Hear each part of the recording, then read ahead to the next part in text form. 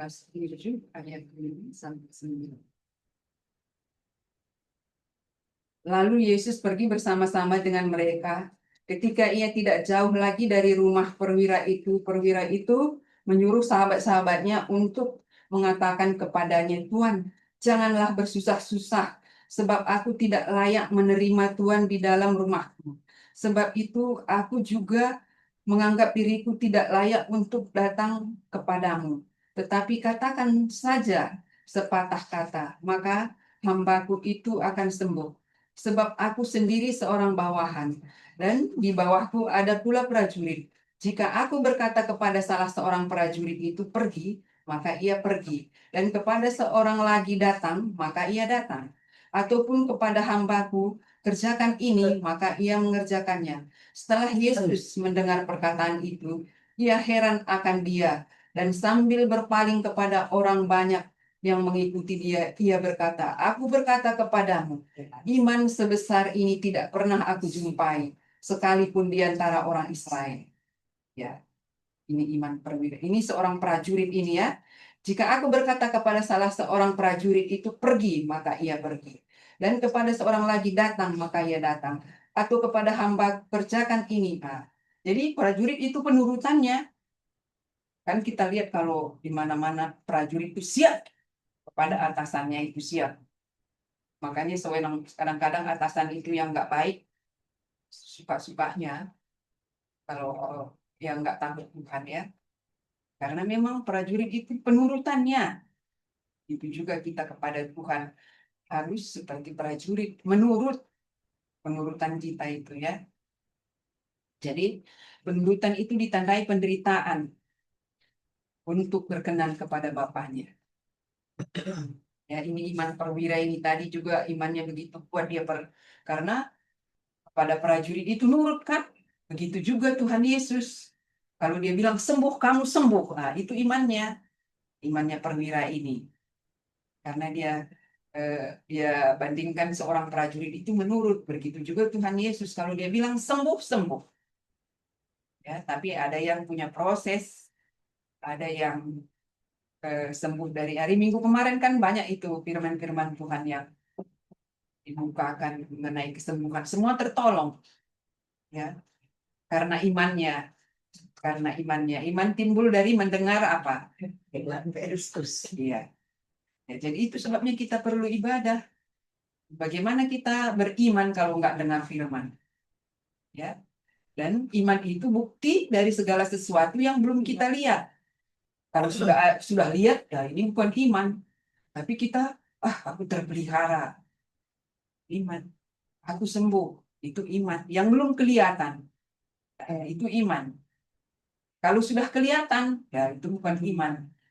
Ya, jadi itu iman kita mendengar firman, kita beriman. Dan kita beriman, iman itu bukti dari segala sesuatu yang tidak kelihatan. Kita percaya Tuhan tolong, iman. Ya, jadi kita harus seperti prajurit ini mengikuti Tuhan ya, harus menurut. Firman Tuhan bilang begitu, menurut, biarpun kita tidak merasa sesuai, menurut. Ya, jadi menurut pikiran kita, menurut kali-kali kita. Tapi kalau firman Tuhan tidak akan kembali dengan sia-sia. Itu yang kita ya.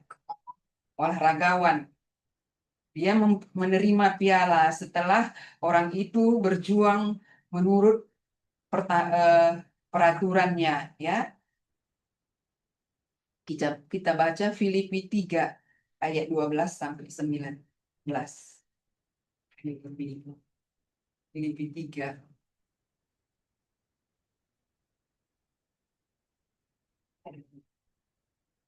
Filipi 3 ayat 12 sampai 19. Bukan seolah-olah aku telah memperoleh hal ini atau telah sempurna, melainkan aku mengejarnya, kalau-kalau aku dapat juga menangkapnya. Karena aku pun telah ditangkap oleh Kristus Yesus. Saudara-saudara, aku sendiri tidak menganggap bahwa aku telah menangkapnya. Tetapi ini yang kulakukan. Aku melupakan apa yang telah di belakangku dan mengarahkan diri kepada apa yang di depanku, dan berlari-lari kepada tujuan untuk memperoleh hadiah, yaitu panggilan surgawi dari Allah dalam Kristus Yesus. Karena itu marilah kita yang sempurna Karena itu marilah kita yang sempurna berpikir demikian. Dan jikalau lain pikiranmu tentang salah satu hal, hal itu akan dinyatakan Allah juga kepadamu. Tetapi baiklah tingkat pengertian yang telah kita capai, kita lanjutkan menurut jalan yang telah kita tempuh. Saudara-saudara, ikutlah teladanku dan perhatikanlah mereka yang hidup sama seperti kami yang menjadi teladanmu. Karena seperti yang telah kerap kali kukatakan kepadamu, dan yang kunyatakan pula sekarang sambil menangis, banyak orang yang hidup sebagai seteru salib Kristus.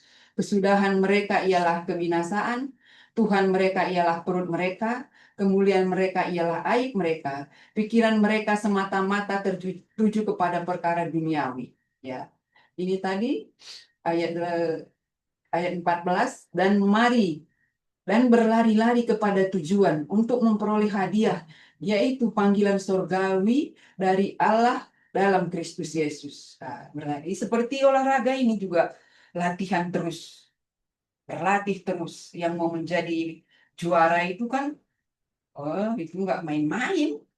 Setiap hari latihan, setiap apalagi sudah mau, kalau orang yang udah olimpiade, udah tingkat dunia, tingkat nasional aja, di karantina, dilatih, ada yang bayar untuk berlatih, ya. Begitu juga kita terhadap firman Tuhan itu, seperti olahraga ini. Kita harus ada perjuangan untuk ibadah, untuk bulan, ada perjuangan.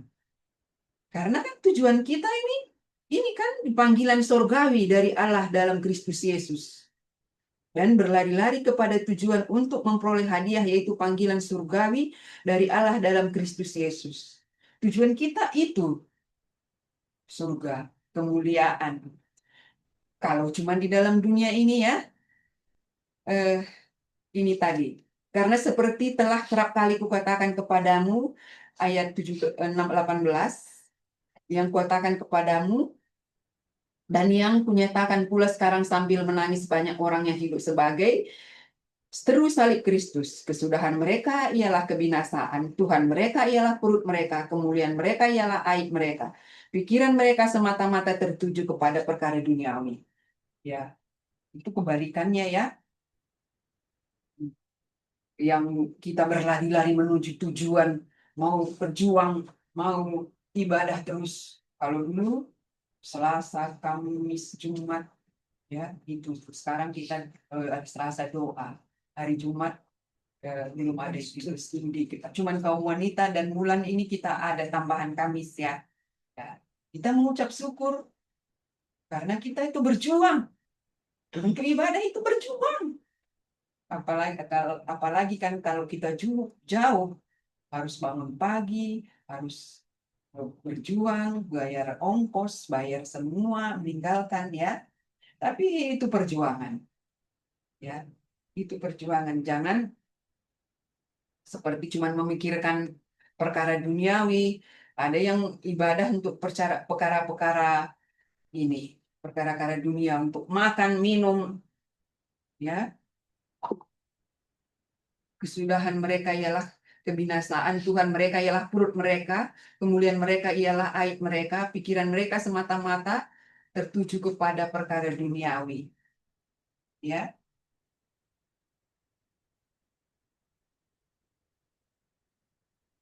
ya kita jangan seperti itu. Kita sudah lewatilah, sudah lewati kan oma-oma, masalah perut sudah dilewati. Sudah begitu jauh kita dipimpin Tuhan. Malah udah ke ruangan, udah di ruang maha suci nih. Udah di ruang maha suci kita. Kalau masih perkara perut-perut halaman ini. Kalau di ruang maha suci, udah kesucian, udah ada malah terjadi mau perobekan daging menuju kesempurnaan. Udah jauh kita masalah perut ya. Kan makan nggak makan sudah berharap sama Tuhan saja. Tapi sehat buktinya sudah berpuluh-puluh tahun kita masih bertemu. berarti kan dipelihara, berarti kan sehat. Nah, itu pemeliharaan Tuhan yang tidak apa yang kita tidak pikirkan ya. Ya, melebihi dari pikiran kita segini. Nah, buktinya sudah puluhan tahun, 30 dari kalau dihitung-hitung dari Pulau Mas sampai sekarang dari tahun 91 udah 30-an tahun lebih ya. Ini udah 2025, tahun 90 lah, 90, 35 tahun. Nah, itu kita dipelihara Tuhan. Jadi masalah perut kita sudah lewat. Sudah lewat. Kita juga kalau di rumah, kalau habis makan, udah apa yang ada makan sudah.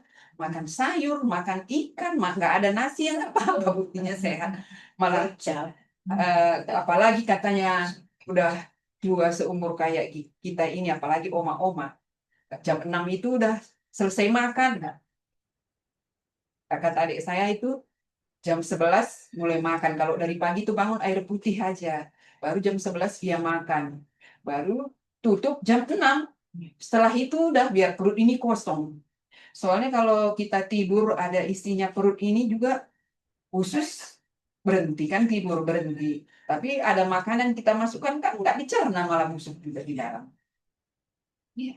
Jadi ya kesehatan juga kita harus jaga ya, harus kita perhatikan pola makan kita, jangan suka yang lemak-lemak. Kalau sudah tua, yang asin-asin, tensi sudah naik. Yang manis-manis, ada gula. Ya, jadi ya harus bisa menjaga. Pokoknya yang saya bilang tadi, sudah 35 tahun kita terpelihara, jadi masalah perut sudah di belakang. Ya, kita berlomba untuk ke depan untuk hati kita ini diisi firman, beriman, ya, mendengar firman supaya ada iman. Ya, jadi kita harus berjuang seperti olahraga untuk mencapai kemuliaan. Nggak bisa biarpun masih dikasih kesempatan ya, masih kaki ini masih bisa berjalan ya, jadi firman ya. Jangan kesempatan mendengar, ingat hari ibadah itu. Bulan, dia ada pengumuman kan 2 kali sebulan selang-seling sama kaum wanita. Kalau kita kaum wanita malah 4 kali setiap Kamis datang. Ya, tapi ya itu juga kemurahan Tuhan. Ya, kemurahan Tuhan. Kita baca Matius 21. Ya, Matius 21 orang Yesus. Ya. Jadi kita olahragawan ya.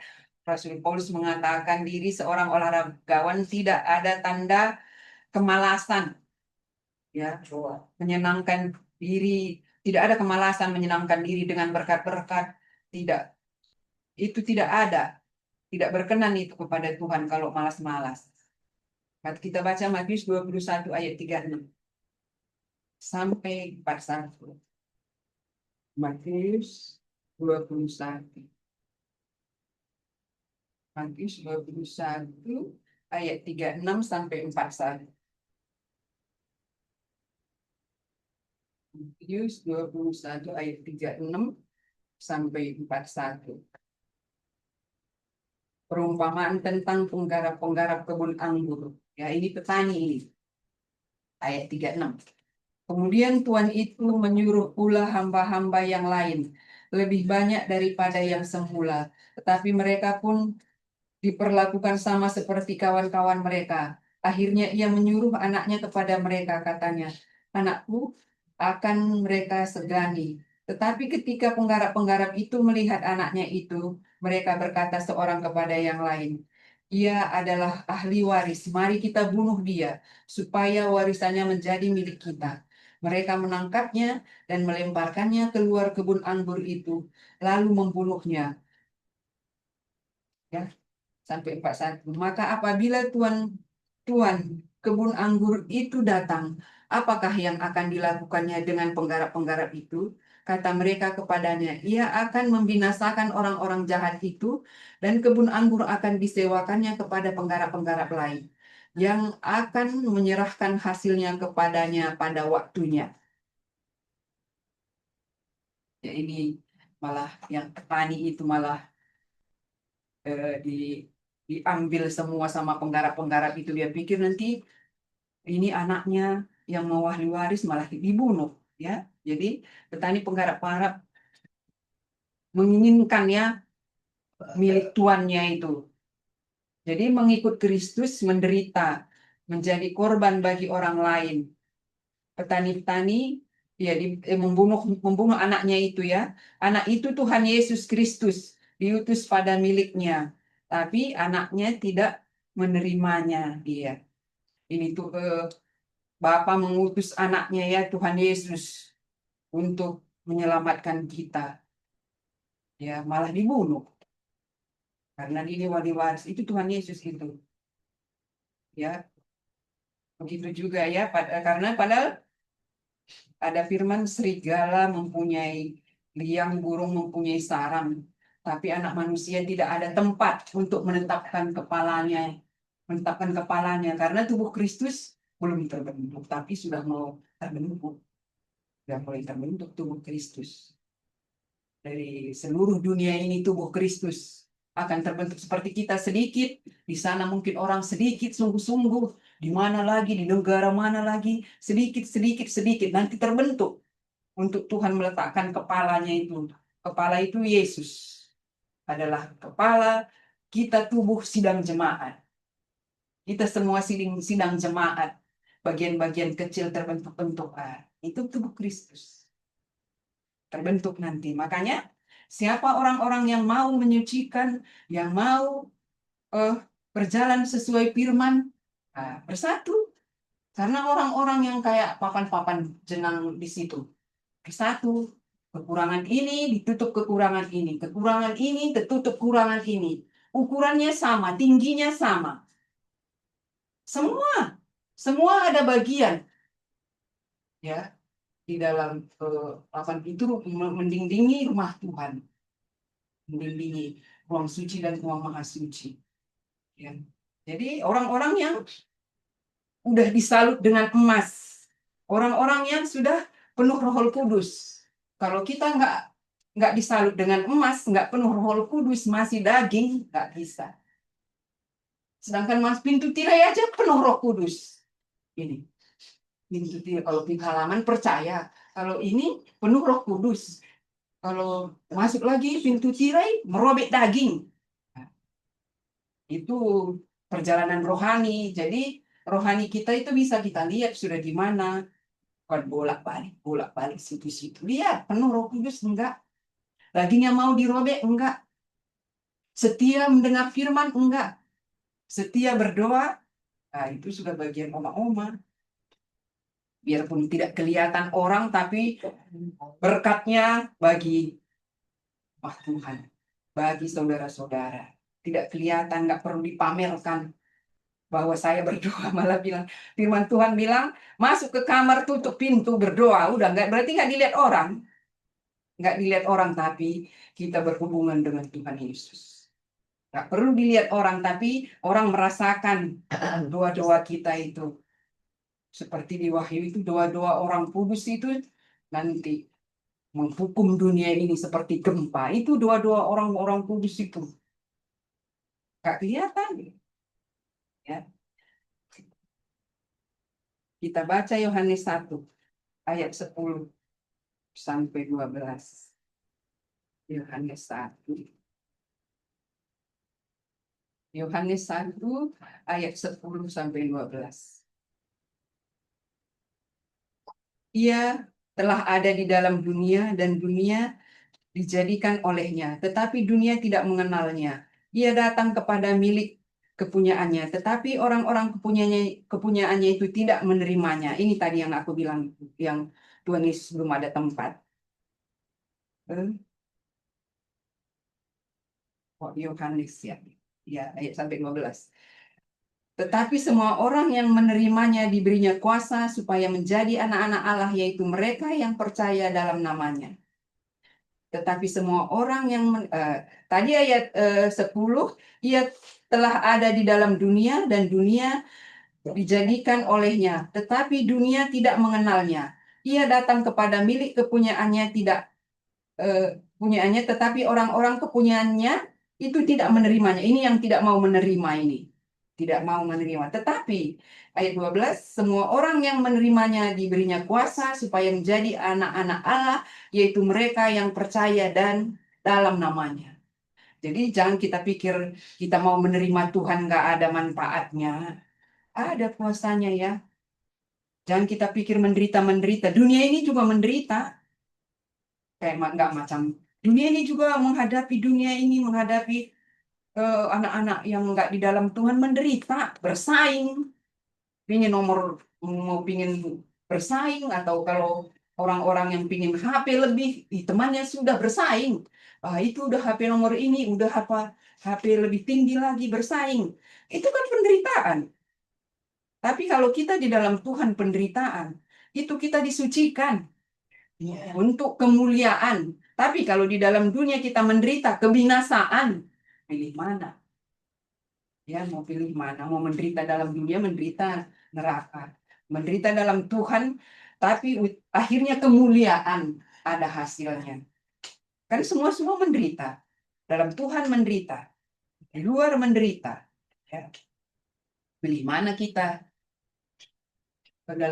Di dunia ini tidak ada jalan keluar kok, mentok. Kita biarpun tidak ada jalan keluar, mentok kalau firman Tuhan ada janji, itu terjadi. Janji firman Tuhan kita terima. Kalau kita percaya, biarpun bagi kita mentok, udah habis pikir, habis akal. Tapi kalau Tuhan, firman Tuhan tidak akan kembali dengan sia-sia. Pegang aja itu janji firman. Tinggal kita beriman, percaya ya. Jadi kalau prajurit itu dia harus menurut ya perintah komandannya.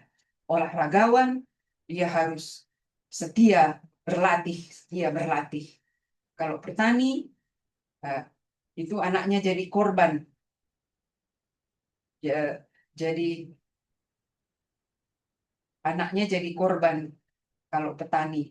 Jadi kuat ya mendapat kasih karunia pada Tuhan Yesus menjadi korban atas ya itu Tuhan Yesus menjadi korban kalau petani ya. Tapi memang petani itu ya harus bersabar. Saya kan petani. Jadi kadang nggak ada hasilnya, kadang ada hasilnya. Tapi katanya om saya dia petani juga tak.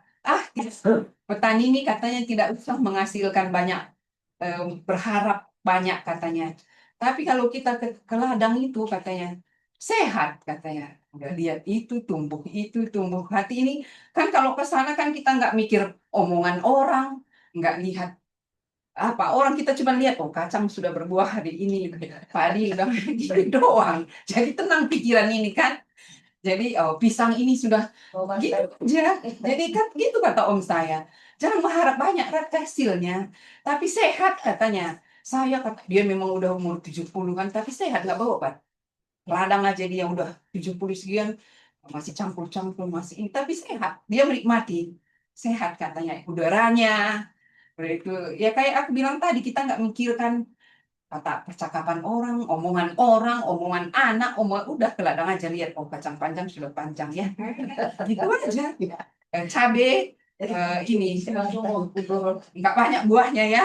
Itu doang saya ngelihat ayam, oh ayam saya sudah nelor. Gitu-gitu aja pikiran. Makanya saya kadang ke sana ngeliat-ngeliat gitu aja. Oh, ayamnya ini telur saya bilang ke yang kerja itu, ini ayam ini tiap bulan saya beli makan sekali beli kadang 2 kali sebulan saya bilang. Jagung itu mahal 130.000 sekali beli. Hasil ayam ini tidak ada. Dia orang itu. Kita dapat hasil dari sini cuma untuk beli pakan ayam. Tapi saya pikir udah tenang saja dulu. Karena memang belum banyak ayamnya. Kalau sudah banyak ya. Tapi kemarin katanya pakai alat penetas itu sudah dicoba. Nanti kalau udah banyak ya kan, ini belum banyak, belum sampai 50, tapi ya anak-anaknya sudah mulai ada. Jadi ya itu petani ya. Kata om saya itu sehat, Rat. Nggak sakit itu yang iya, tapi sehat itu kan mahal. Mahal kan? Kalau sudah sakit saya perhatikan kita itu, aduh, saya kadang putus apa namanya seperti terbelenggu saya. Saya udah menggebu-gebu dengar firman, saya lihat udah nggak mau makan, nyesek. Aduh, uh, seperti ini yang orang Samaria dirampok itu sampai mati, setengah mati. Begitu dia rasakan itu sakit penderitaannya, menderita ya. Tapi saya lihat firman itu dia oleh tertolong ya, tertolong oleh Tuhan Yesus. Samaria yang baik hati itu ya, yang turun dari Yeriko, eh, yang turun dari Samaria ke Yeriko, yang tadi sungguh-sungguh di dalam firman melayani, ingat dunia dari Samaria ke Yeriko. Makanya kita jangan coba-coba mau dunia. Habis kalau Tuhan sayang, udah setengah mati dihajar. Itu juga karena sayang Tuhan ya, juga karena kasih Tuhan. Dia bilang ke saya kemarin, untung saya tinggal di rumah bibi, jadi rohani saya kebangun. Melihat ini kalau di Medan tadi saya entah gimana, katanya. Ya udah, minta dipakai untuk saudara-saudaranya lagi. Nah, seperti saya dipakai untuk minta, dan nanti dipakai untuk saudara-saudaranya. Tapi ya kalau Tuhan mau pakai, ya disucikan dulu lah. Kayak pensil kata Oma itu, ya ditajami dulu, diraut. Tapi ya begitu, kalau kita udah di dalam Tuhan, tapi coba-coba ke dalam dunia, udah habis. Setengah mati. Kalau udah limpahan ya. Kita baca Wahyu. Belum tadi Wahyu ya. Wahyu 1, Wahyu 1 ayat 4 sampai 7 ya. Iya, Wahyu 4. Wahyu 1. Wahyu 1 ayat 4 sampai 8 ya. Iya, 8 kayak gitu. Wahyu 1 ayat 4 sampai 8. Salam kepada ketujuh jemaat. Dari Yohanes kepada ketujuh jemaat yang di Asia Kecil. Kasih karunia dan damai sejahtera menyertai kamu dari Dia yang ada dan yang sudah ada dan yang akan datang. Dan dari ketujuh roh yang ada di hadapan tahtanya. Dan dari Yesus Kristus, saksi yang setia, yang pertama bangkit dari antara orang mati, dan yang berkuasa atas raja-raja bumi ini. Bagi Dia yang mengasihi kita, dan yang telah melepaskan kita dari dosa kita oleh darahnya, dan yang telah membuat kita menjadi suatu kerajaan, menjadi imam-imam bagi Allah Bapanya. Bagi Dialah kemuliaan dan kuasa sampai selama-lamanya. Amin. Lihatlah, Ia datang dengan awan-awan, dan setiap mata akan melihat Dia, juga mereka yang telah menikam Dia, dan semuanya bangsa di bumi akan meratapi Dia. Ya, amin. Aku adalah Alfa dan Omega, firman Tuhan Allah yang ada dan yang sudah ada dan yang akan datang, yang Maha Kuasa. Ya. Jadi ya tujuan kita ini, bahwa lihat, Ia datang dengan awan-awan, dan setiap mata akan melihat Dia, juga mereka yang telah menikam Dia, dan semua bangsa di bumi akan meratapi Dia. Ya, amin. Ayat 6. Dan yang telah membuat kita menjadi suatu kerajaan, menjadi imam-imam bagi Allah Bapanya. Bagi Dialah kemuliaan kuasa. Jadi tujuan kita ini bukan bukan ibadah-ibadah begitu aja ya, bukan sengsara-sengsara begitu aja. Ada nanti ujungnya kemuliaan. Itu yang menjadi sasaran kita, yang ini, mempelai wanita ini. Yesus sebagai kepala, kita sidang jemaat sebagai tubuhnya. Ya,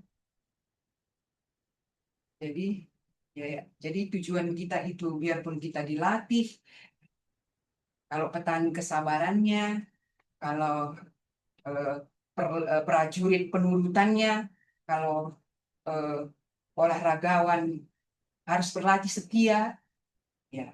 Tapi nanti ada tujuannya. Tapi jangan anggap menderita terus menderita. Tidak, kayak aku bilang tadi, dunia ini juga menderita.